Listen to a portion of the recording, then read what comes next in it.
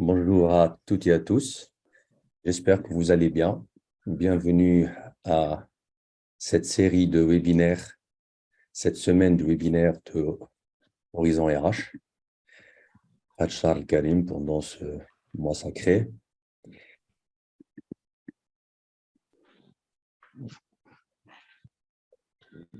J'espère que vous êtes bien installés. Pour commencer ce webinaire, sur lequel je dirais un mot sur le concept même de ce webinaire que Horizon RH organise depuis un certain temps. Si je ne fais que rappeler ce qui a été réalisé l'an dernier en termes de webinaire, il y en avait deux séries, si je me rappelle très bien, l'une au mois d'avril 2022 et une autre au mois de juin 2022 toujours. Ça porte, l'objectif, c'est de rapprocher un peu des thématiques aussi diverses et variées sur des questions relatives au développement personnel ou au coaching ou à à leur application au sein des entreprises. En avril 2022, par exemple, on a essayé d'aborder les questions de l'analyse transactionnelle et son intégration comme input dans l'acte de coacher. On a parlé aussi, un webinaire aussi a été consacré à la question ô combien importante et très intéressante à comprendre, c'est la question des biais cognitifs, les biais cognitifs, c'est du masculin, et qui nous jouent des tours parfois. Peut-être qu'on va en parler un peu aujourd'hui, je ne sais pas. On a parlé aussi de l'apport de la PNL, la programmation neurolinguistique qu'on pratique dans le cadre du coaching.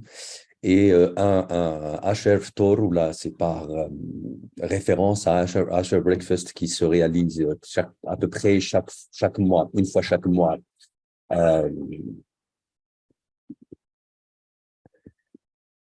Donc, un Tour qui a été animé par un psychologue et qui a mis en parallèle ces deux mondes qui sont la psychologie et le coaching.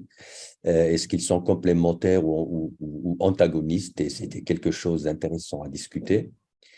Une seconde suite en juin 2022, fin mai et juin 2022, début juin 2022, où ça a été orienté un peu plus vers le monde de l'entreprise à travers notamment la question du coaching des dirigeants, la question aussi du coaching d'équipe et qu'est-ce qu'elle peut apporter à l'entreprise, et la notion du coaching organisationnel qui pourrait éventuellement apporter de la performance. De la performance, peut-être, sera abordée à la fin du webinaire qui est prévu aujourd'hui. La série des webinaires ramadanesques de Horizon cette saison, donc avril 2023, en plus du séminaire d'aujourd'hui, il y en a deux autres demain et après-demain, et enfin un HF Tour qui sera en mode présentiel et qui traitera de la question d'un outil de profilage, de connaissance de soi qui s'appelle Ennéagramme, et c'est intitulé ainsi, Ennéagramme comme voie d'équilibre entre ses propres forces et ses propres résistances. Après-demain, donc le 12, il y aura un webinaire sous le thème la ProcessCom, ou comment se prendre soi-même, comment se comprendre soi-même, et comprendre les autres pour mieux interagir avec eux. Ça serait animé par Madame Nathalie Rocamora, qui est formatrice et coach professionnel et spécialiste en ProcessCom. Le jeudi 13 avril, un autre webinaire qui s'intitule Mieux être et sophrologie kaysédienne. Donc, on va traiter de la sophrologie, grâce à Madame Maroussia Issomour, qui est directrice d'un cabinet spécialisé en sophrologie. Le HF Tour sur l'Ennéagramme sera animé par Sihati Shafiq, qui est directeur, formateur de coach et directeur du cabinet Horizon RH. Pour aujourd'hui, j'en viens à la perle de cette fin de journée. Ce serait un webinaire sur l'élément humain. Vous avez certainement entendu parler de ça, notamment les personnes qui s'intéressent au monde du coaching et du développement personnel.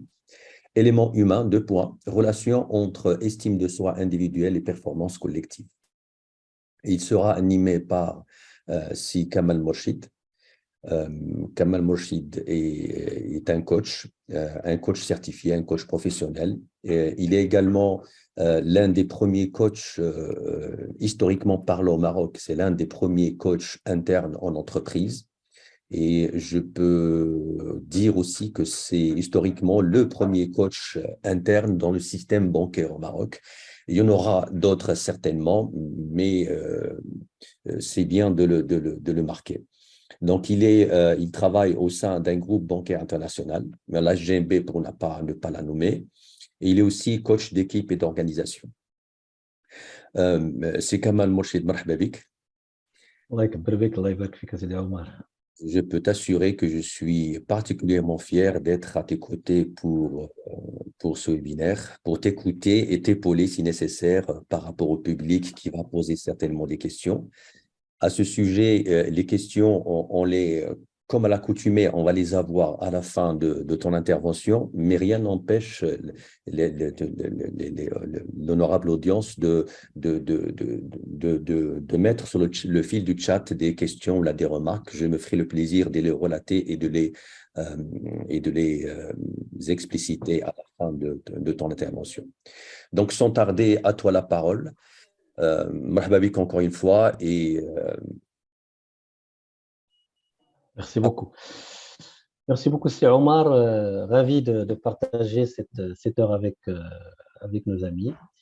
Donc, effectivement, comme tu l'as bien dit, aujourd'hui, on va avoir un outil, l'un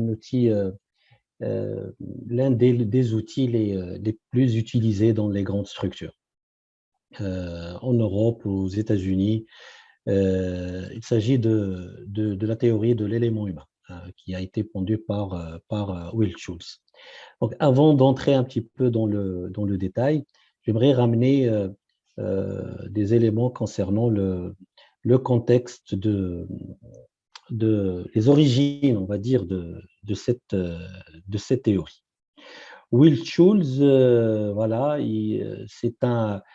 c'est quelqu'un, en fait, c'est un double, il a un double doctorat, c'est un docteur en psychologie. Et en même temps, c'est un PhD, c'est un docteur en mathématiques. Et vous allez voir enfin, que son modèle a été beaucoup inspiré des modèles mathématiques. Au fait, Will Schultz, qui travaillait au sein de la marine américaine, a été interpellé en 1952 pour comprendre comment les personnes travaillent bien ensemble de la manière la plus efficace et la plus productive. Donc, la marine américaine, la Navy, pratiquement, il voulait voir comment améliorer, il lui a confié la mission de comment améliorer l'efficacité de ses équipes. Et effectivement, il a travaillé sur un modèle qu'il a créé. Il a créé ce qu'on appelle le FIRO,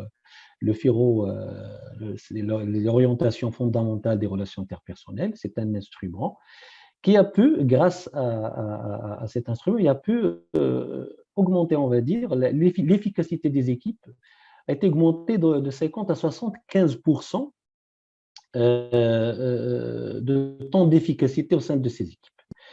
Donc, une question que s'est posée Will Schultz, pourquoi arriver à 75%? Pourquoi pas à 100%?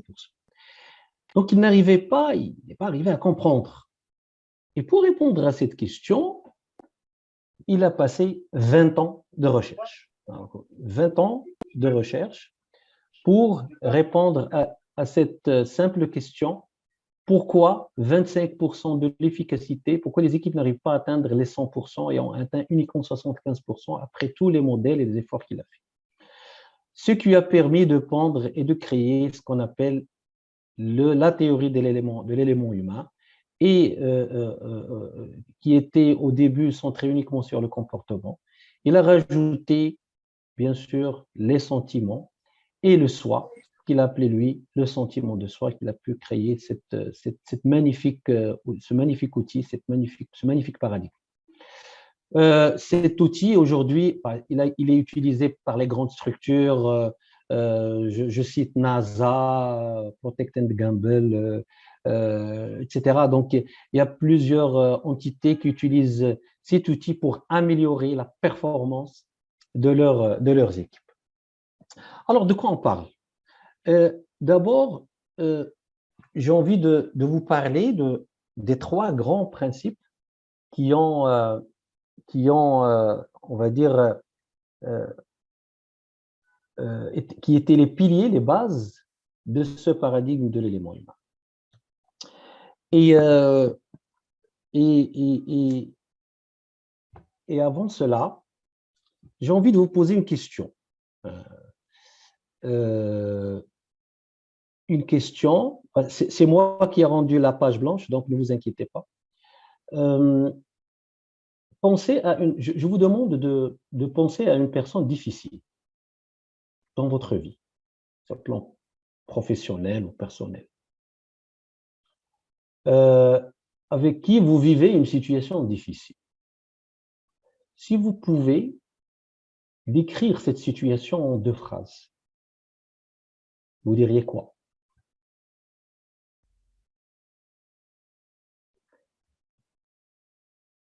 Pensez à une situation difficile, une personne difficile avec laquelle ça se passe très mal. Comment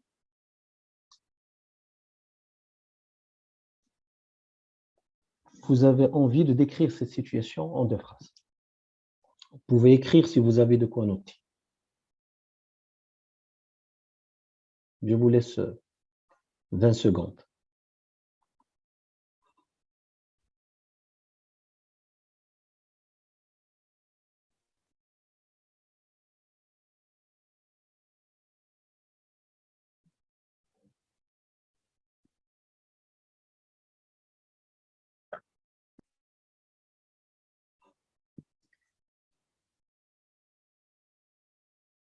Très bien.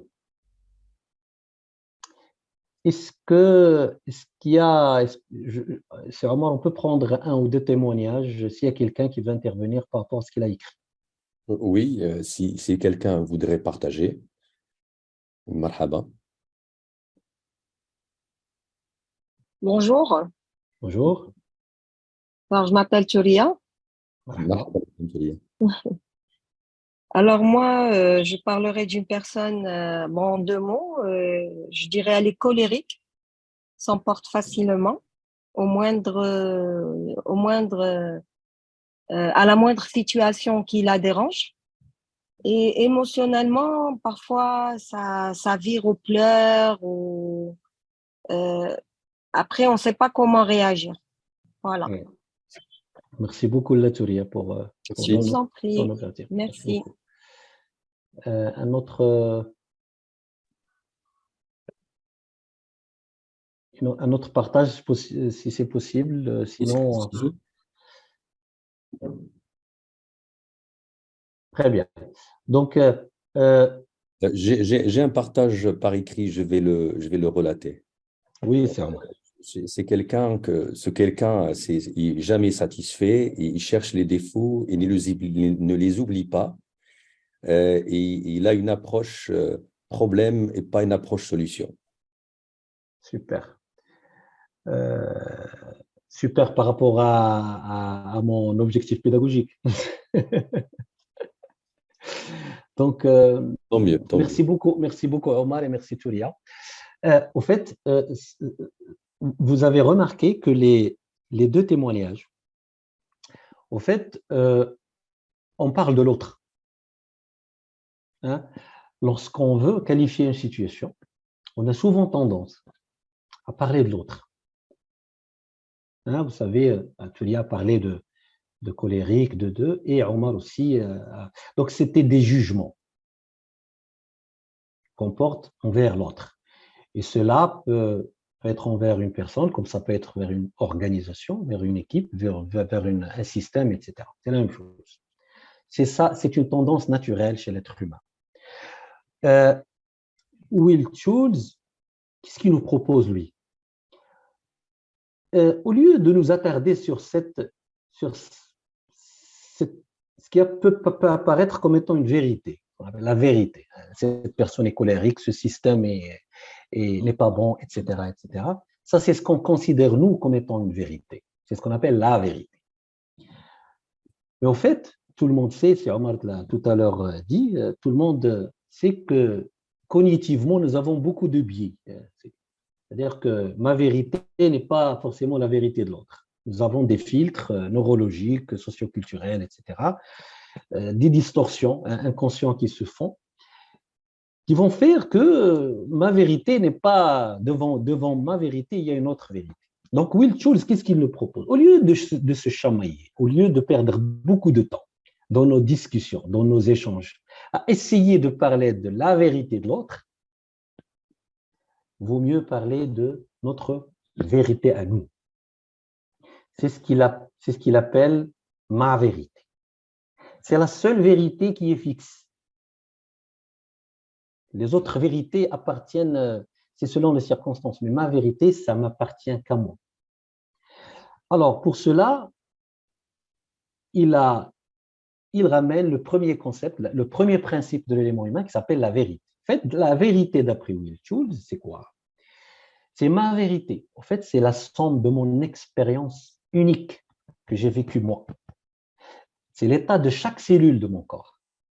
C'est l'ensemble de mes souvenirs, de mes sensations, de mes émotions, de chaque bribe de vie que j'ai pu vivre depuis mon enfance et bien au-delà. C'est ça la vérité. C'est ma vérité. Et la vérité pour Will Schultz, c'est ce que je m'autorise à connaître de ma propre expérience et que je partage d'abord avec moi-même et avec l'autre. C'est ça la vérité. C'est ça la vérité d'après Will Schultz. En fait, il n'y a qu'une seule vérité, c'est ma vérité. Au lieu de ça, on a tendance à s'attarder sur ce qu'on appelle la vérité de l'autre. Voilà. Alors, le deuxième concept que nous propose Will Schultz, le deuxième principe, pardon, c'est cette vérité. Le deuxième concept, pardon, c'est la conscience. C'est quoi la conscience d'après Will Schultz, d'après l'élément humain? En fait, c'est la partie de ma vérité que je m'autorise à connaître. C'est la partie de cette vérité, de ma propre vérité, de mon expérience unique que je choisis, que je m'autorise à connaître, à apporter à ma conscience. C'est ça la conscience d'après Will Schultz. C'est cette partie de mon expérience unique que je choisis, que je m'autorise à connaître. Parce que souvent, on choisit de ne pas la reconnaître, de la renier. C'est ce qu'on appelle un choix inconscient. Le troisième principe, c'est le choix. D'après Will Schultz, nous sommes responsables à 100% de nos choix. L'élément humain présente le choix comme étant un outil d'exploration de l'inconscient. Et il présume que nous choisissons tout dans notre vie. Nous choisissons nos comportements, nos émotions, nos sensations. On choisit même nos maladies. Et ce choix, d'après Will Schultz, on a ce qu'on appelle un choix conscient. Le choix conscient, c'est ce qu'on a l'impression de choisir d'une manière claire.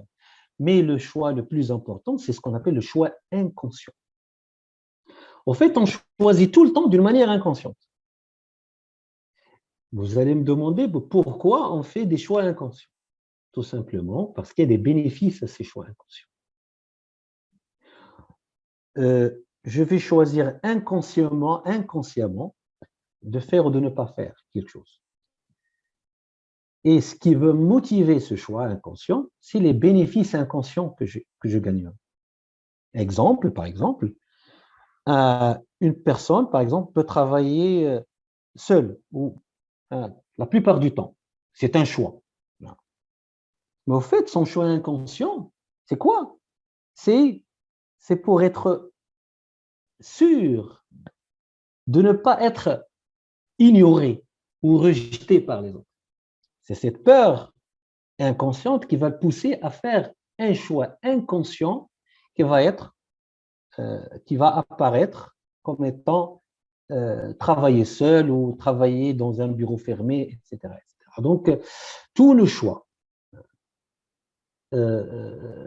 soit, donc, tout ce que vous faites, tout ce que nous faisons, tout ce que nous choisissons, que ce soit qu'on fait des choix ou on ne les fait pas, on choisit toujours, d'une manière ou d'une autre.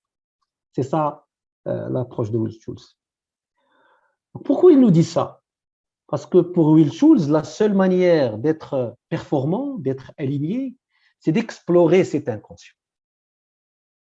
C'est d'explorer cette vérité qui est en nous, notre vérité. C'est faire le choix de conscientiser notre vérité. C'est ça l'approche, et c'est ça l'approche de Will Schultz, c'est ce qu'il nous invite à faire. Faites encore un petit exercice, s'il vous plaît, et vous avez bien sûr le choix de ne pas le faire aussi. Conscient, inconscient. Oui, consciemment ou inconsciemment. Inconsciemment, ok.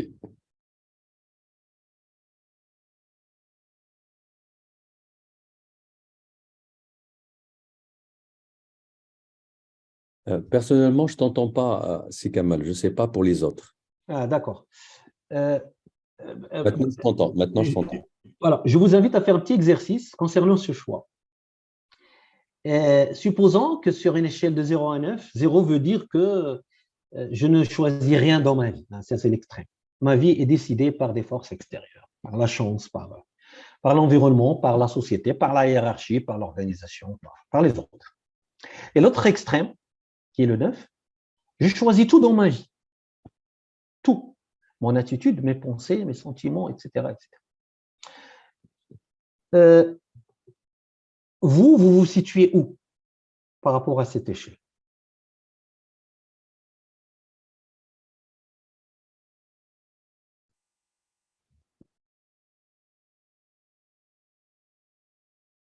Est-ce que vous présumez que vous choisissez votre vie, une partie, où vous vous situez par rapport à cette échelle?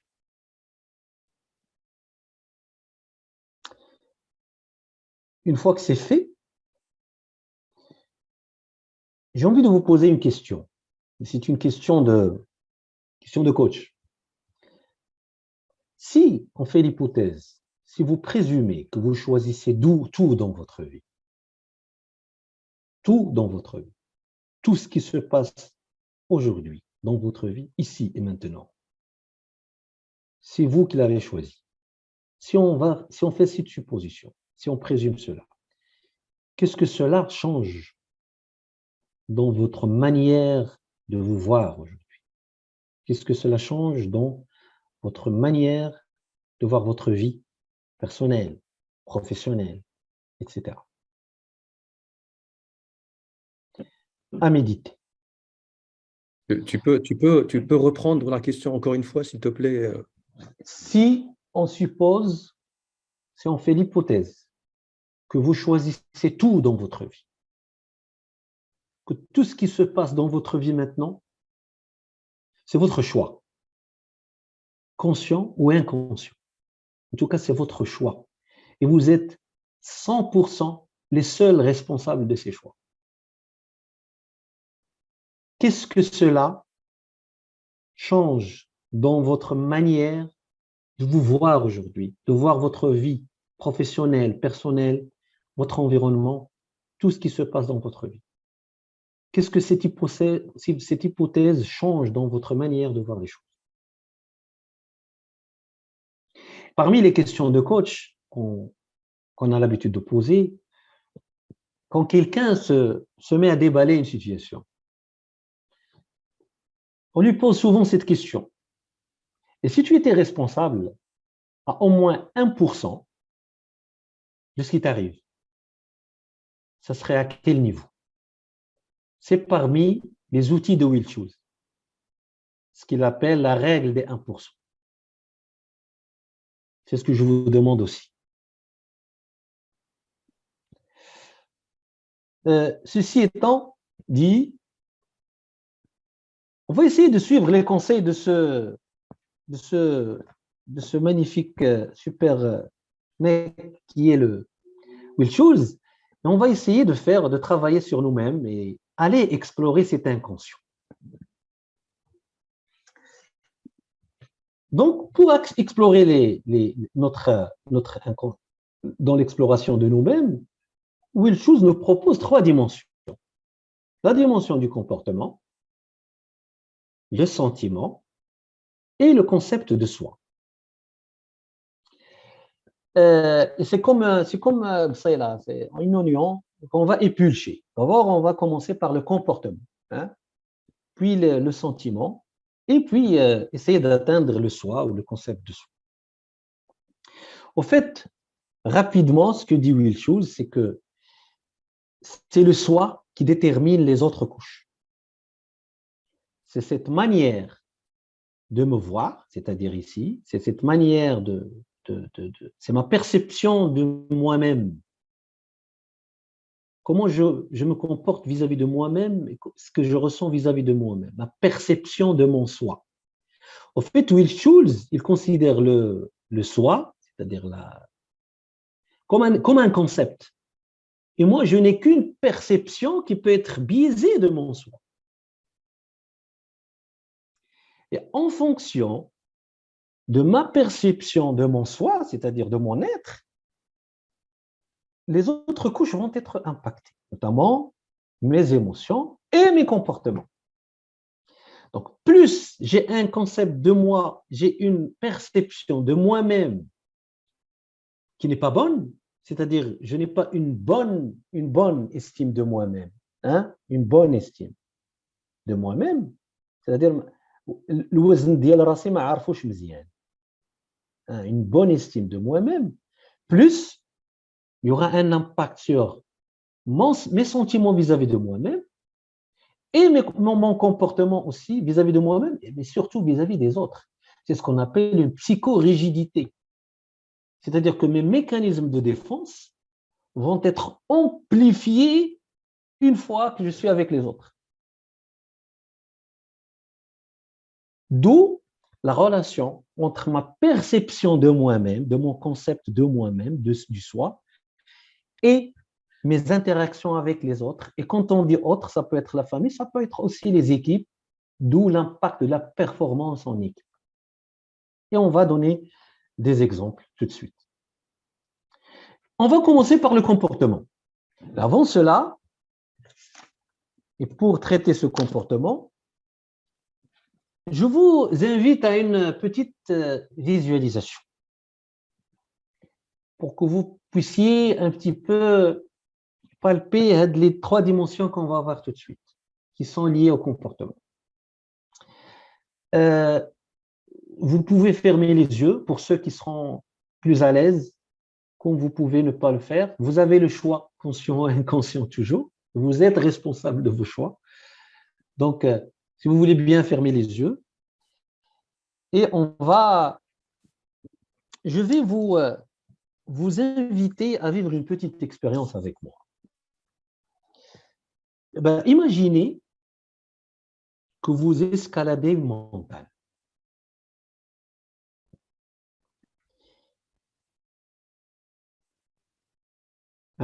Essayez d'abord de vous asseoir d'une manière équilibrée, fermez les yeux pour que vous puissiez vivre cette expérience.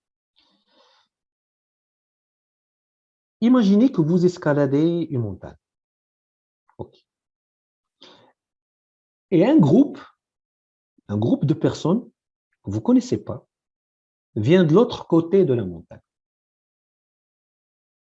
Il escalade en même temps que vous, sauf qu'il est dans l'autre côté.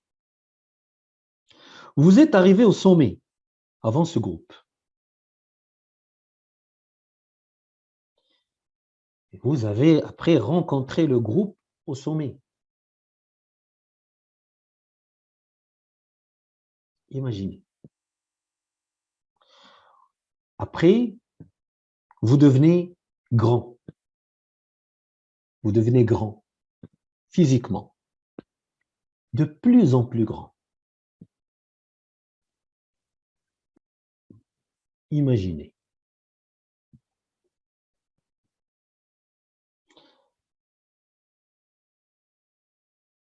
Ensuite, vous devenez petit.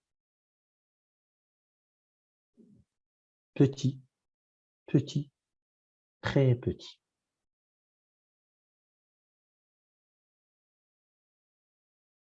par rapport au groupe qui est devant vous. Et par la suite, vous leur parlez de vos secrets les plus intimes. Vous vous ouvrez à eux et vous êtes en train de parler de vous, de vos secrets.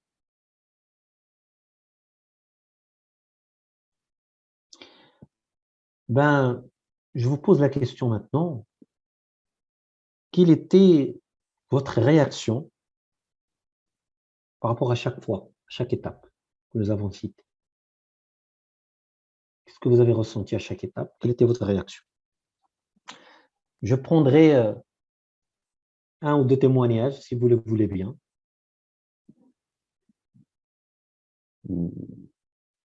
Que celle ou celui qui veut partager, مرحبا به.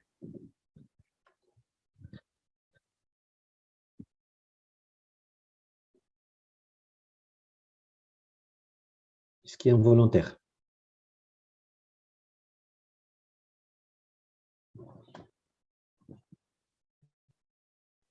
Sur ce que vous avez ressenti par rapport à cet exercice. Parmi les réactions par écrit, une personne a dit que ça impacte son émotion. Ça a relevé quelque chose ou là, ça a touché quelque chose dans ses émotions. Sans préciser laquelle. OK. Mais devinez يكون un échange, oui, un échange verbal يكون حسن.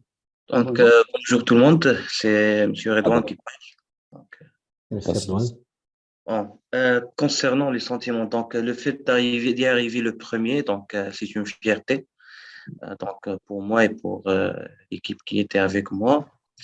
Donc le fait d'être grand, même sentiment, c'est une fierté, mais j'arrive pas à penser ou bien à imaginer.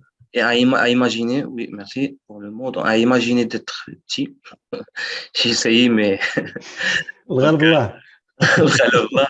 j'ai pas pu avoir cette image. Donc, le fait de partager aussi les secrets, donc je partage pas. Donc, j'ai même pas imaginé le fait de partager. Super. Très intéressant. Très intéressant. Merci beaucoup, Serdouane. Merci. Merci beaucoup. Est-ce qu'il y a notre témoignage avant qu'on passe aux explications, peut-être Oui. Oui, oui. Ah. Oui, la Habida.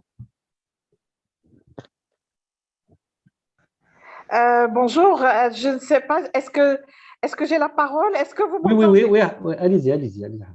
Bonjour, bonjour Monsieur Moulchid, bonjour Monsieur l'animateur, excusez-moi, je n'ai pas retenu le nom. C'est Omar. Je suis Hafida et je suis ravie d'être parmi vous. Je vous remercie pour ce sympathique début de conférence sur l'élément humain. Moi, je suis praticienne de l'élément humain. Je voudrais dire que je suis très, très touchée par...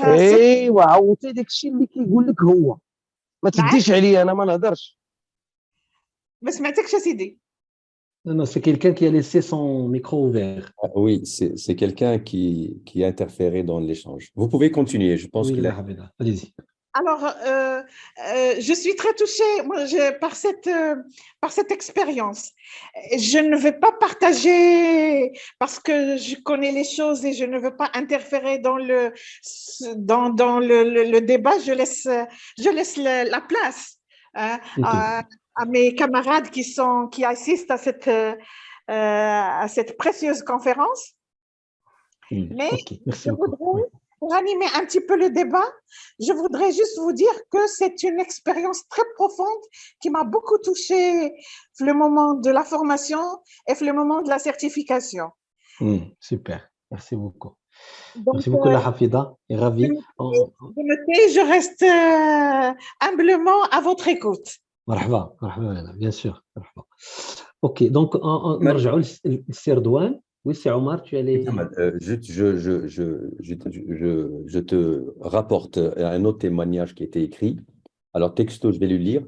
J'ai senti que je suis en concurrence avec le groupe lorsque j'étais au niveau du sommet. Et surtout lorsque la personne était devenue grande, il y avait un sentiment de danger potentiel de se rétrocéder dans le futur. De l'autre côté, lorsque la personne est devenue petite, elle s'est sentie moins intéressante et encore même qualificatif lorsqu'il s'agit de dévoiler les secrets. D'accord, ok. Merci beaucoup, merci pour ces témoignages. En fait, cette expérience traverse 3 dimensions au niveau comportemental d'après le modèle de Wiltshire. En fait, Wiltshire nous parle de 3 comportements que l'être humain exerce ou pratique lorsqu'il est en contact avec les autres. Et ce que vous avez vécu dans cet exercice, en fait, vous avez traversé les 3 comportements. Lorsqu'on a parlé, par exemple, de rencontrer un groupe au sommet, est-ce que j'ai envie de rencontrer un groupe ou pas, ou je préfère rester tout seul, le groupe me dérange. Et c'est ce qu'on appelle la notion d'inclusion. La notion d'inclusion, d'après Wiltshire, c'est ce qui répond à la fameuse question, est-ce que je veux être dedans ou dehors par rapport à un groupe? Est-ce que je me sens dedans ou dehors? Est-ce que j'ai une préférence d'être dedans ou plutôt dehors par rapport à un groupe? La notion de contrôle, c'est lorsque vous avez imaginé d'être grand ou petit. Il y a ceux qui se sont sentis plus à l'aise. Comme Erdogan, lorsqu'il a parlé lorsqu'il était grand, c'était une fierté pour lui. Donc ça c'est la notion de contrôle. Mais lorsque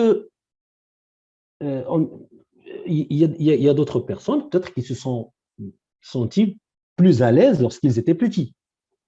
Ça, c'est des préférences. Il y en a d'autres, lorsque vous avez fait l'expérience d'être petit, ils étaient mal à l'aise. Erdogan n'a même pas imaginé d'être petit. Donc, son choix inconscient, c'est de refuser catégoriquement qu'il soit soumis. Je contrôle la situation. Et la troisième notion qu'on a vérifiée, c'est lorsque vous êtes livré, lorsque vous avez livré vos secrets, c'est ce qu'on appelle la notion d'ouverture. Et il y a des personnes qui préfèrent être fermées, introverties, donc c'est une préférence naturelle, comme il y a ceux qui préfèrent être beaucoup plus ouverts et aller vers les autres, etc. Donc, ceci dit, il y a ce qu'on appelle des préférences, il y a des extrêmes par rapport à chaque comportement. Il y a ceux qui ont une préférence basse, très basse en termes d'inclusion. Il y a ceux qui préfèrent une inclusion très forte, préférence très haute en termes d'inclusion, contrôle la même chose et l'ouverture la même chose.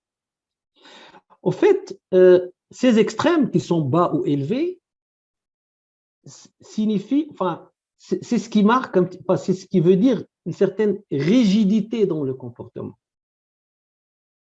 Et être entre les deux, c'est ce qu'on appelle la flexibilité tout simplement.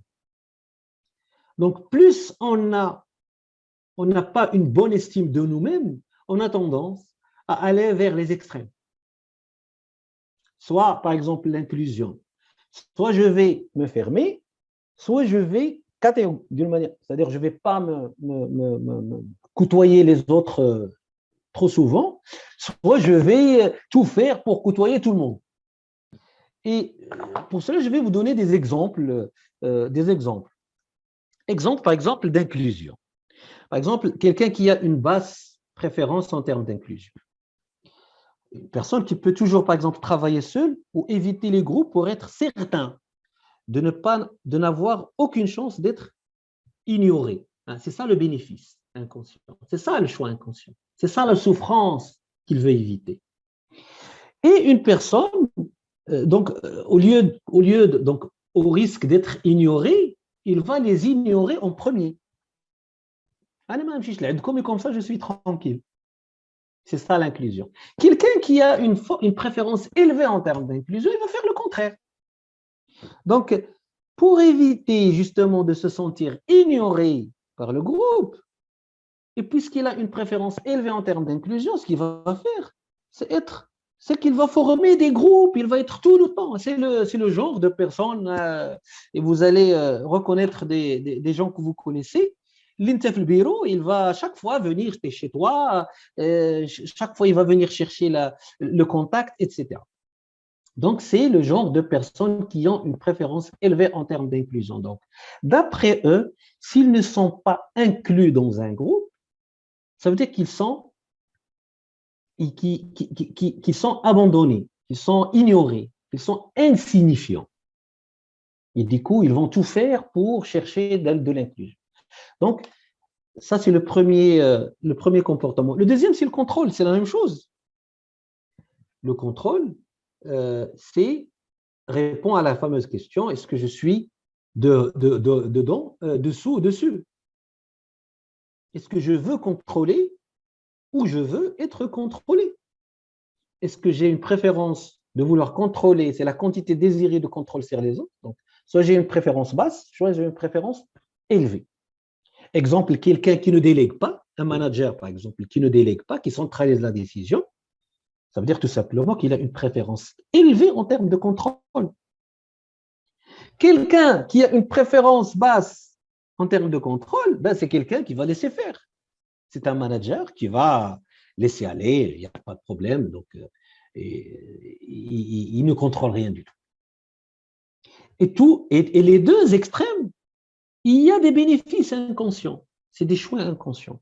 Le premier, celui qui a une préférence élevée en termes de contrôle, ben, je ne vais rien laisser au hasard, je vais tout contrôler, comme ça je vais éviter la possibilité d'être humilié ou d'être incompétent. Et l'autre, je vais tout contrôler. Et l'autre qui a une basse préférence en termes de contrôle, ce qu'il va faire, c'est que pour éviter, pour justement rien qu'une petite probabilité de se sentir humilié ou incompétent, ben, il ne va pas prendre ce risque comme ça. Il va éviter un sentiment potentiel, un devenir d'être incompétent ou humilié. Donc, c'est ça qui va déterminer. Donc, c'est ce concept de moi-même qui va déterminer mon comportement, mon sentiment et mon comportement. L'ouverture, c'est la même chose. C'est quelqu'un qui a une basse, on va dire, qui n'a pas une bonne estime de lui-même, va soit sous-fermer, soit être trop ouvert. Donc, soit il va se fermer et comme ça, par exemple, une nouvelle collègue peut-être très secrète et ne révéler aucune information sur elle, même lorsqu'on lui pose des questions, de peur d'être rejeté si les autres connaissent la vérité. Et ça se passe que dans sa tête. Une autre personne qui va être dans l'extrême de l'ouverture, un nouveau collègue, par exemple, peut donner beaucoup de détails sur sa vie. Il va se dévoiler sa vie personnelle dès la première réunion, espérant ainsi, qu'est-ce qu'il cherche inconsciemment, le bénéfice inconscient, c'est pour qu'il ne soit pas rejeté, il vaut mieux qu'il parle de lui, comme ça on va l'aimer davantage. C'est les trois dimensions liées au comportement. Et j'espère que vous avez un petit peu saisi. Donc, le besoin d'un être humain, le premier besoin toujours, c'est l'inclusion. C'est d'être inclus ou pas. Viendra le contrôle et l'ouverture après. Donc, dans un groupe, par exemple en coaching ou en réunion en tant que manager aussi, le premier besoin de ceux qui sont dans la réunion ou de l'équipe qui est en face, du groupe à coacher ou à manager, c'est l'inclusion. C'est pour cela que vous allez voir que les coachs, avant de commencer n'importe quelle séance, ils donnent la parole à chacun pour s'exprimer sur quelque chose, sur lui-même, pour qu'il se sente inclus, pour qu'il se sente important. Et après l'inclusion, on passe au contrôle, c'est-à-dire quelle est ma place dans le groupe? Quel pouvoir vous me donnez? Quelle marge de pouvoir vous me donnez? En entreprise, en équipe, en termes de signature, en termes de tout ce que vous voulez. Les exemples sont partout. Et l'idée, c'est quoi? Par exemple, lorsque moi, en tant que je vais parler d'un mot DAF ou une responsabilité, un vigile, on parle de vigile comme on parle de patron d'entreprise, comme on parle du président. S'il a une préférence élevée en termes d'inclusion, il veut se sentir inclus, il aime le contact, il adore, donc la quantité désirée de contact est élevée. Si il a le groupe, ou l'entreprise, ou les clients, ou n'importe qui, et s'il sent qu'il n'a pas été, que l'inclusion m'a kafia, il va se sentir ignoré, insignifiant. Et du coup, qu'est-ce qu'il va faire? Le contrôle dialogue est là. Donc, il va tout faire pour contrôler. Qu'il y a une relation inversement proportionnelle entre les deux. Plus je ne vais pas me sentir inclus, plus je vais contrôler davantage. Et là, il y a les exemples devant vous. Donc ça, c'est les 3 dimensions de contrôle. Et pour chaque dimension dimension de comportement, il y a une émotion sous-jacente. Au fait, l'inclusion, il est liée au sentiment d'être important. Le contrôle est lié au sentiment d'être compétent. L'ouverture et l'amabilité, l'ouverture, il est liée au sentiment d'être aimable, à l'amabilité. Donc, inclusion, ça veut dire pour moi, je me sens important lorsque les autres me reconnaissent, m'incluent, parlent avec moi. Il y a beaucoup de contacts avec moi. Le contrôle, qui est lié au sentiment d'être compétent, je me sens compétent lorsque les autres me donnent de la responsabilité, comptent sur moi, etc., me donnent une marge de manœuvre, donc ils reconnaissent ma compétence. L'ouverture, qui est liée au sentiment de l'amabilité, c'est lorsque je me sens bien, lorsque les autres m'apprécient, me confient à moi, sont ouverts avec moi, etc. Ces dimensions, comportement, sentiment, bien sûr, pour chacun, il y a des extrêmes. On n'aura pas le temps de tout expliquer, qui sont liés à ce fameux concept de soi qu'on ne va pas aujourd'hui voir en détail, mais on va voir plutôt qu'est-ce qu'on essaie d'éviter. C'est ce qu'on appelle les peurs inconscientes. En fait, par rapport à chaque comportement, émotion, il y a une peur qu'on veut éviter. Je veux être inclus, je veux être important parce que j'ai peur d'être ignoré ou abandonné. C'est ça mon driver inconscient. Je veux contrôler, je veux être compétent parce que j'ai peur d'être humilié ou embarrassé. C'est pour cela que je veux. Donc, un manager, un patron qui contrôle, au fait, il y a une peur inconsciente chez lui, la peur d'être humilié et embarrassé. L'ouverture est la même chose. L'ouverture, l'amabilité, il est lié à la peur d'être rejeté et détesté.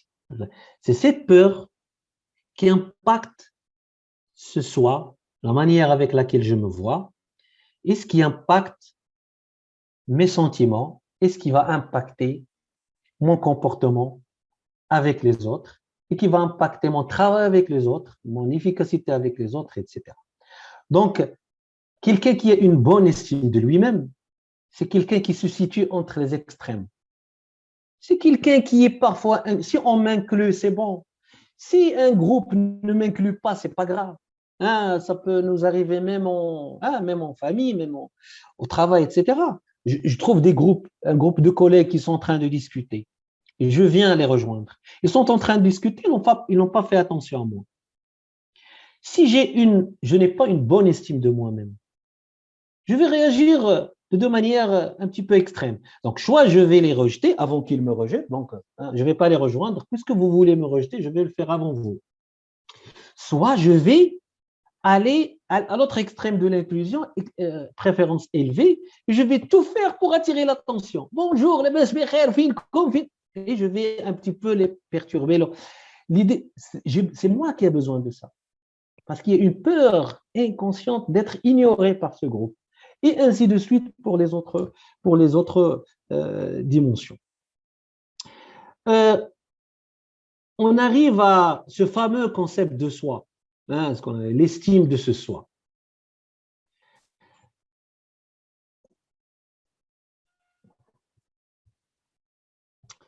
Ben, c'est quoi ce concept de soi, en fait? C'est quoi ce soi? C'est quoi moi? Eh ben, au fait, ce qui s'est passé, dès notre enfance, enfin, depuis notre naissance et bien au-delà, chacun de nous s'est fixé, s'est dessiné une échelle. Une échelle où en haut, il a mis la meilleure version de lui-même. Bien sûr, tout ça s'est fait inconsciemment. C'est son idéal de lui-même, c'est mon idéal de moi-même. Et en bas, c'est la personne ou le soi que je ne veux pas être. C'est le petit diable illustré. Et moi, le soi, toi, moi, on se situe au milieu de... À chaque fois que je me rapproche de mon idéal de moi, c'est-à-dire cet idéal de moi que je me suis fixé inconsciemment, à travers l'éducation, etc., je vais être bien dans ma peau. Je vais tout faire pour être à la hauteur de ce moi idéal. Sauf que ce qui se passe, puisque nous sommes des êtres humains, je n'y arrive pas, parce que ce n'est qu'un idéal. Qu'est-ce qui se passe lorsque je n'arrive pas à cet idéal de moi? Ben, je vais m'autocensurer. Je vais avoir une mauvaise estime de moi-même. Je vais me juger. Tout ça, ça se passe inconsciemment. Je vais culpabiliser. Je ne suis pas à la hauteur. Et du coup, je vais avoir une mauvaise estime de moi-même, une mauvaise perception de moi-même. Et c'est ça le soi, donc une mauvaise perception du soi. Et cette mauvaise perception du soi qui va impacter mes sentiments, mon comportement, mes interactions en équipe, en entreprise, etc. Donc, globalement, comme j'ai dit tout à l'heure, je me situe mon concept de moi-même en fonction de ce que j'ai ingurgité depuis. C'est idéal, à la limite, m'a été imposé, j'ai ingurgité sans mâcher. C'est ce qu'on appelle dans la PNL les croyances. L'estime de moi, ce qu'on appelle l'estime de soi, en fait, c'est le regard que je porte sur moi par rapport à une échelle subjective, comme j'ai dit, que je me suis fixé. Mes relations avec les autres dépendent bien sûr de cette manière avec laquelle je me vois. Et à chaque fois que je ne me sens pas bien par rapport à moi-même, mon efficacité personnelle est impactée, j'ai des difficultés, etc. avec les autres. Et mes performances, mes relations sont impactées. D'où le lien entre le concept de soi, l'estime de soi et la performance collective. En fait, la performance collective dans une entreprise, dans un groupe, c'est la somme de performances individuelles. Lesquelles performances individuelles sont impactées par la perception de chacun sur son soi. Si les gens sont bien dans leur peau, leurs performances individuelles seront élevées. Et ils n'auront aucun mal à travailler, à être contrôlés, à être inclus, etc., à être ouverts, etc. Et tout ça va faire qu'il y a une synergie, il y il y a une interaction, un mouvement holistique entre tous les membres de cette équipe, et j'ai envie de dire, une synergie vers le haut. Parce que je ne suis pas psychorigide. Je ne suis pas mal dans ma peau, ni au niveau de l'inclusion, ni au niveau du contrôle, ni au niveau de l'ouverture. Et ça veut dire quoi? Ça veut dire que je m'inclus moi-même, que je m'autodétermine moi-même, je me contrôle moi-même, que je suis ouvert avec moi-même. Et c'est là où Will Schultz, ce qu'il nous propose pour résoudre les problèmes d'un groupe, dans une entreprise, d'une équipe, d'une organisation, on commence par l'ouverture, d'où l'exploration de cet inconscient, individuel et collectif, à travers tous ces outils qu'on va voir et bien d'autres qu'on n'aura pas le temps de voir aujourd'hui. Et voilà. Donc, est-ce que c'est Omar, j'ai encore du temps ou la قربت الوقت من ذهب. شحال اخويا باقي؟ Pour garder un peu les bonnes pratiques, on se donne généralement 1 heure à 1 heure et demie, je pense, sous contrôle de Karima. Il est 18 heures. Déjà, ok. Déjà, oui, déjà. Donc, voilà. Quelques minutes, après on donne un peu la main à l'audience aussi. Oui, je veux bien. Donc, on s'arrête ici. Atallah Hamid Gal, ce n'est que les principes, quoi. Sachant que le modèle est beaucoup plus sophistiqué que cela. Et puisqu'il est mathématicien, Will Schultz nous a donné un merveilleux outil de statistiques mathématiques où il traite l'humain, mais d'une manière vraiment scientifique, palpable, avec des chiffres, etc. Voilà, donc merci beaucoup pour votre attention, et donc je vous laisse cette marge s'il y a encore du temps pour poser des questions, pour des partages. Ah oui, certainement. Merci beaucoup, Sidi Kamal. Merci beaucoup pour ton intervention, très intéressante, très captivante et surtout appétissante parce qu'il y a beaucoup de choses, beaucoup de perspectives à aller investiguer, je suppose. Voilà, donc la parole…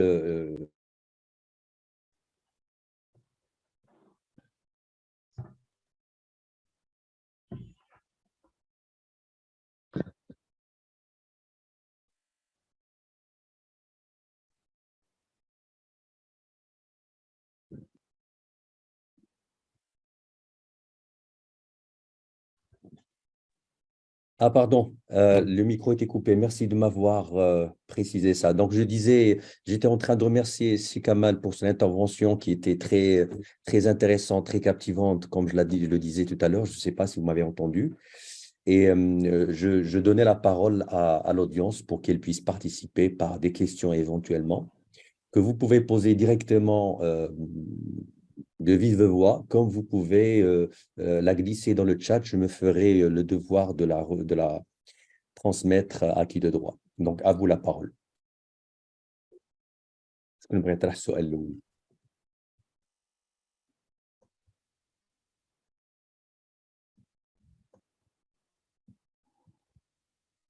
En attendant cette première question, je poserai la seconde.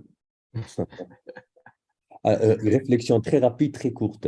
Lorsque tu as parlé, Sidi Kamal, de la question du choix, très vite est arrivée une image devant moi, c'est que quand je dis je choisis, je me posais la question, mais est-ce que l'élément humain il fait un focus uniquement sur les adultes?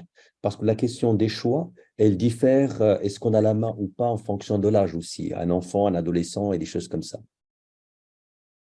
Très bonne question, j'y ai jamais pensé. C'est la faute à l'image qui est venue. En tout cas, Will Schultz a établi, on va dire, a forgé son modèle sur la base de l'entreprise. Donc, j'imagine que c'est beaucoup plus destiné aux adultes, des enfants. Est-ce qu'ils ont le choix ou pas? Je ne suis pas un expert dans les enfants. Là. Bon, intuitivement, je ne pense pas que les enfants ont la pleine conscience de leur choix. Ceci dit, s'il y a quelqu'un ou vous-même, portez des éléments de réponse à Khoya Debina. Oui, c'est ça, c'est l'objectif d'une rencontre comme celle-ci. Est-ce que quelqu'un voudrait poser une question? Sinon, j'ai une dans le pipe, c'est quelqu'un qui a écrit une question. Donc, je laisse la parole quand même si quelqu'un voudrait prendre cette opportunité.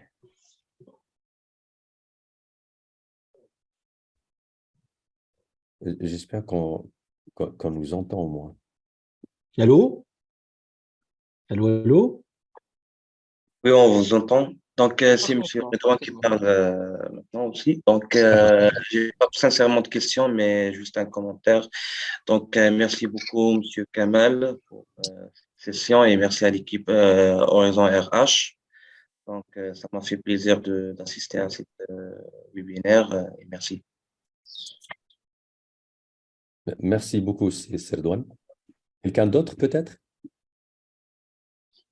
Monsieur Lalaoui? Oui, bonjour. Marhaban. Oui, bonjour, Sidi. Plaisir. C'est énorme, c'est un énorme plaisir d'être parmi vous aujourd'hui. Et Marhaba. merci beaucoup. Juste une question par rapport à votre présentation, toujours en rapport au choix. Est-ce qu'on peut, par exemple, faire un meilleur choix? Comment peut-on réaliser ce meilleur choix qui peut nous mener à bien définir nos objectifs et voilà, et réussir, que ce soit inconsciemment ou consciemment, voilà, pour avoir un bon filtre. Euh, D'accord, je réponds à Omariak.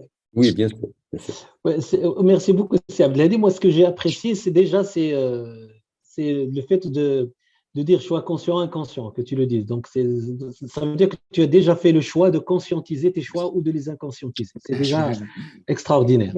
Merci. Donc, cette prise de conscience est déjà magnifique, hein. En fait, il n'y a pas de... Il y a le choix, d'après le Will Schultz, c'est faire le choix de reconnaître qui je suis d'abord. C'est faire le choix d'explorer, hein, ma réalité, mon expérience unique. Et une fois que c'est fait, une fois que cette quête est réalisée, là, en supposant bien sûr que tu fais tout, que tu choisis tout dans ta vie, beaucoup de choses vont changer dans tes choix. En fait, ce que j'ai envie de te dire, il n'y a pas de bon ou mauvais choix. Il y a de bons ou mauvais choix pour toi. Il n'y a pas de bon ou mauvais choix dans l'absolu. Donc, détermine qui tu es en explorant cette partie de toi, en osant, en faisant le choix, en t'autorisant de l'explorer.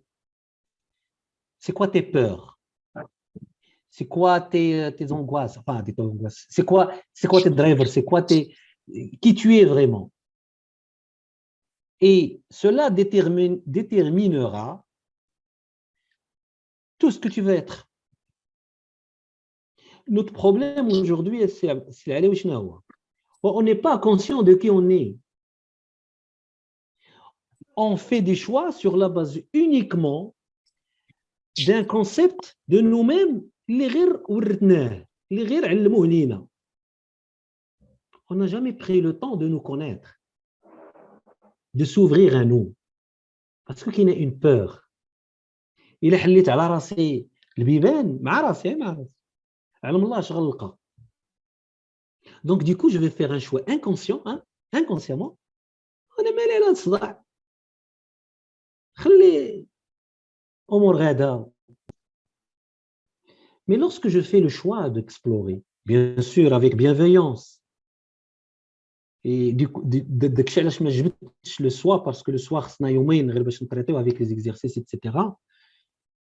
Lorsque ملي كنتصالح avec le soi ديالي بهدوء avec bienveillance, tout change dans ma vie. Je n'ai plus peur. J'espère que je t'ai apporté des bribes de réponses. Merci beaucoup, Sidi Kamal. J'ai une question pour rester dans l'enchaînement. Une question qui m'a été transmise par le chat. Comment peut-on se libérer du choix inconscient par rapport à l'image de soi? Comment peut-on se libérer? D'abord, en t'autorisant, hein, en vous autorisant, c'est-à-dire je m'autorise à m'ouvrir à moi-même, en m'assumant, en acceptant d'abord ce que je suis réellement et non pas ce que je ne suis pas, en revisitant cette échelle subjective.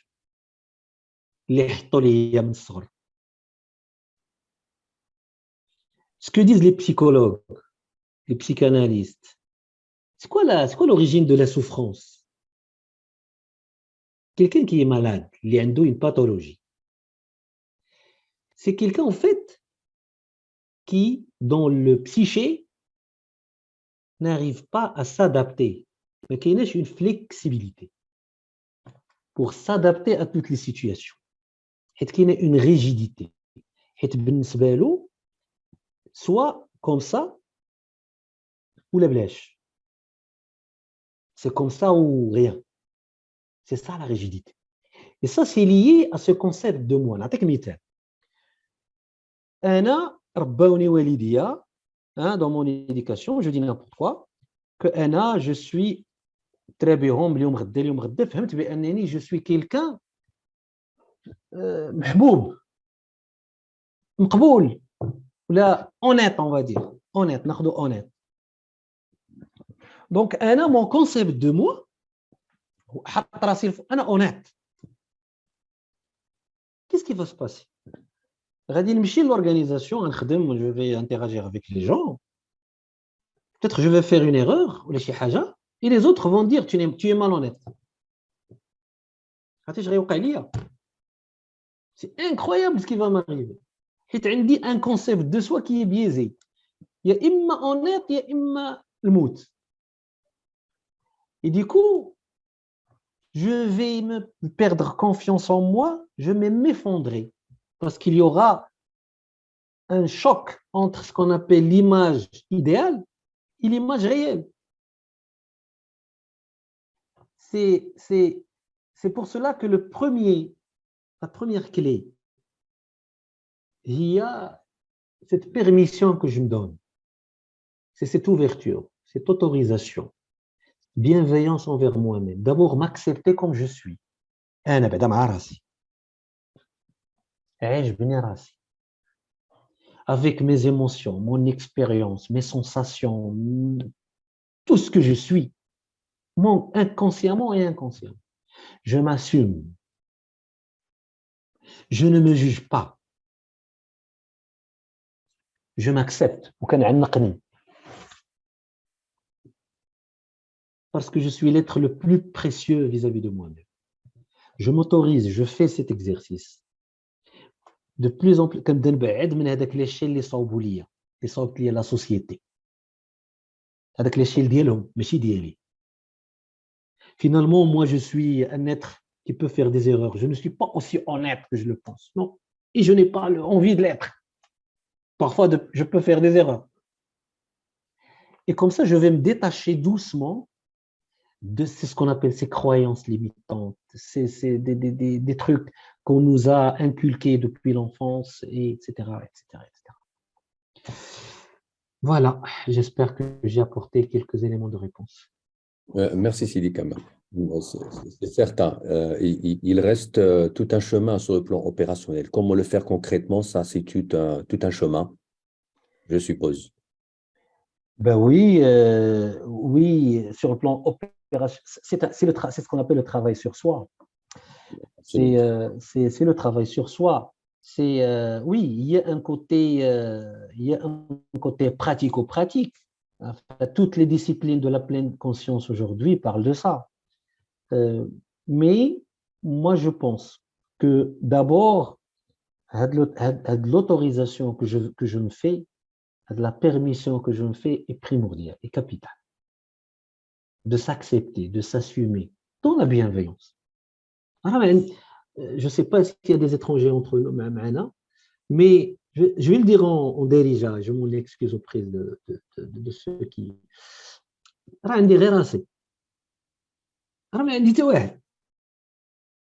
Je n'ai que moi. Donc, il m'a قبلتش على راسي. Il m'a تهليتش في راسي. C'est-à-dire rien que l'accepter, m'ouvrir à moi-même. Je voudrais dire. Les autres. Si moi, je ne m'ouvre pas à moi-même. Et c'est là où l'écran qui est affiché. Alors, est-ce que d'abord, par rapport à l'inclusion, contrôle, ouverture, est-ce que moi, je m'inclus? Est-ce que moi, je me contrôle, ce qu'on appelle la détermination de soi? Est-ce que moi, je m'ouvre à moi-même? Est-ce que moi, je suis important par rapport à moi-même? Est-ce que je considère que je suis important? C'est l'importance de soi. Est-ce que je me considère compétent vis-à-vis de moi-même? Est-ce que je m'apprécie? Est-ce que j'apprécie ma compagnie? Est-ce que je jouis de ma compagnie? Je suis فرحان براسي ou pas?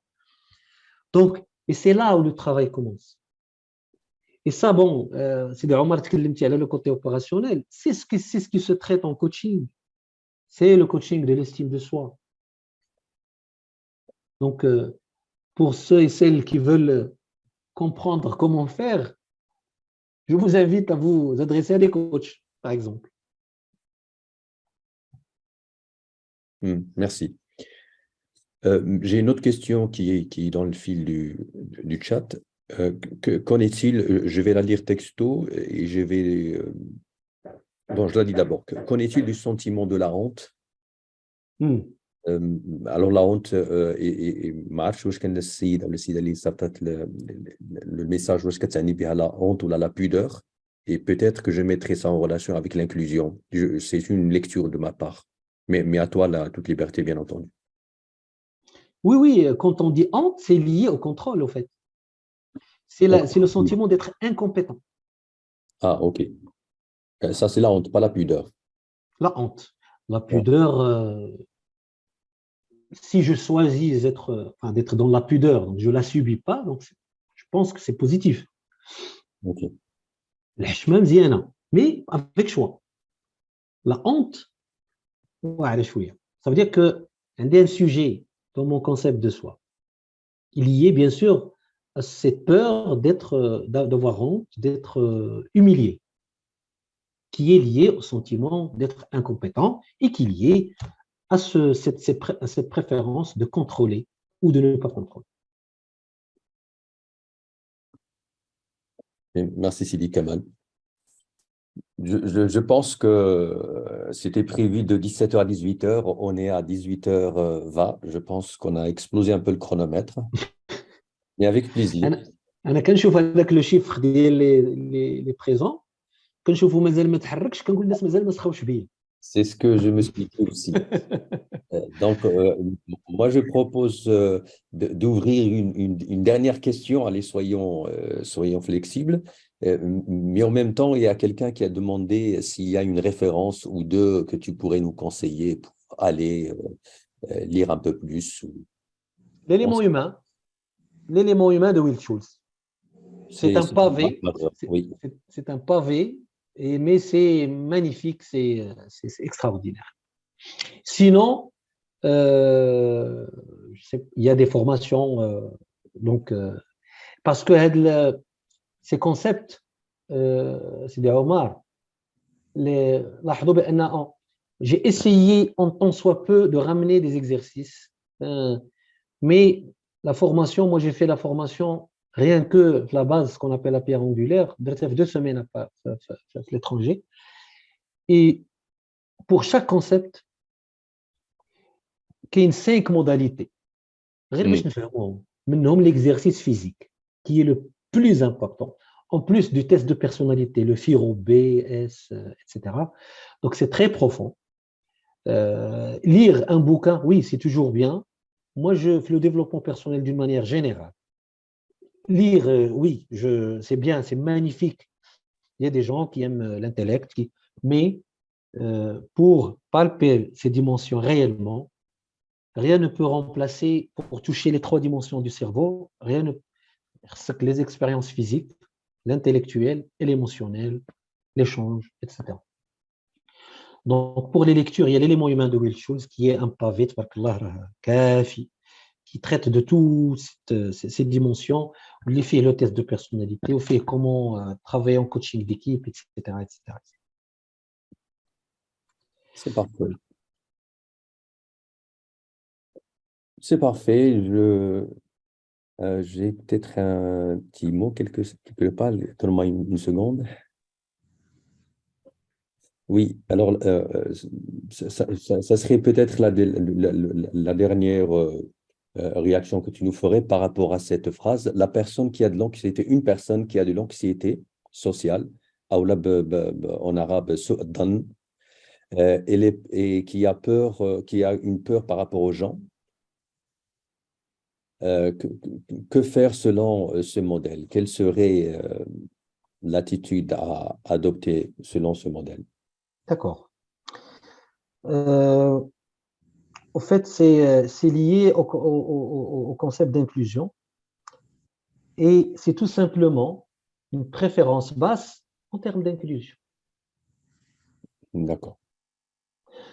J'ai une préférence. Ce que j'ai oublié de vous dire, c'est que l'Iswin, le modèle de Will Schultz, il utilise la préférence au lieu du besoin. La plupart, le coaching ou la psychanalyse, il utilise le besoin. Pour Will Schultz, le besoin a une connotation passive. Contrairement, je préfère. J'ai besoin. J'ai besoin de faire une certaine passivité. J'ai une préférence induit la responsabilité.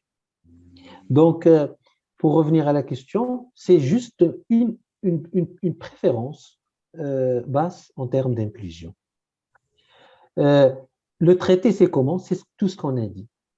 C'est d'abord, au lieu de dire, quelqu'un qui ça c'est le jugement. Au lieu de ça, je vais dire déjà à moi-même, au fait, ce n'est pas vous qui n'ont jamais fait comme ishkel, mais c'est plutôt moi qui a peur d'être ignoré ou abandonné. Et le modèle vous invite à aller explorer ces peurs doucement et à explorer votre vérité doucement et dans la bienveillance. C'est ça l'apport. Et une fois que vous avez conscientisé Hachi, exploré, vous avez le choix de redéfinir votre vie. Et avant de terminer, un petit cadeau qui est lié à la dernière demande. Si vous voulez bien tracer deux traits sur l'écran, là, l'axe des abscisses, il y a le texte horizontal et les événements. Tous les événements de votre vie, les grands événements de votre vie qui ont impacté votre estime de vous-même. Ou les qui la partie horizontale. Et à chaque événement, mettez est-ce que ça a impacté votre estime de vous-même, soit en haut, soit en bas. Hein? Et ça va vous donner, ce n'est qu'un exemple, ça va vous donner un truc, une courbe quelconque. En fonction des événements de votre vie. De l'enfance. Et ce que je vous demande de faire, tranquillement chez vous aussi, c'est pour les événements qui, d'après vous, ont impacté votre estime de soi à la baisse, هذوك les événements اللي اعتبرتوهم نقصوا لكم طيحوا لكم l'estime de vous-même, حاولوا pour chaque événement تكتبوا تفكروا quels étaient les bénéfices, qu'est-ce que vous avez gagné par rapport à ça. Comme ça va vous permettre de relire, repeindre votre passé. Et c'est parmi les clés, hein, les clés de commencer ce travail sur moi et me reconnecter à moi-même, recolorer mon passé. Tout ce qui s'est passé n'était pas forcément mauvais. واخا هو بالنسبه لي يطيح لي l'estime de moi-même. اشنو ربحت منه؟ quelqu'un بحال دابا la dernière question peut-être ما كان الناس ما كنمشيش لعندهم, mais peut-être j'ai gagné une protection qui m'a permis de faire telle et telle chose, etc., etc. Voilà mon petit cadeau de ce jour. Merci beaucoup pour ce cadeau. Est-ce que je peux dire un petit mot? Oui, marhaba. Merci. Merci. Alors, c'est Kamal, merci infiniment. C'est Omar, merci infiniment. Je sors de cette précieuse présentation avec beaucoup de bénéfices. Et j'espère que je vous dis, en tout cas, j'espère à très bientôt. Vous avez fait le choix de sortir avec plus de bénéfices. Vous me prenez au mot, rien que... Ça c'est bien Kamal que je connais. En tout cas, je fais aussi le choix de vous dire à très bientôt. Voilà, merci beaucoup. Et moi, je fais le choix. Je vous dis à demain. À demain, merci À demain, beaucoup. j'espère. Oui, parce que demain, nous allons, Inch'Allah, à 17h. Qu'est-ce qu'il y a? Demain, nous avons un webinaire, justement, je l'annonce, demain 12 avril, de 17h à 18h. 18h reste théorique. La process-com, se comprendre soi-même, comprendre les autres et mieux interagir avec eux. L'intervenante d'Ienna sera Madame Nathalie Rocamora, qui est formatrice, coach professionnelle et coach spécialisée dans la process-com. Très bien, ben, rendez-vous demain. Merci infiniment. Merci Karima et bonne soirée. Merci à vous. Merci à Merci vous. beaucoup, Kamal. Je te remercie au nom de toute l'audience. Merci, c'est Kamal. Merci. Merci beaucoup, c'est Kamal et Monsieur Omar.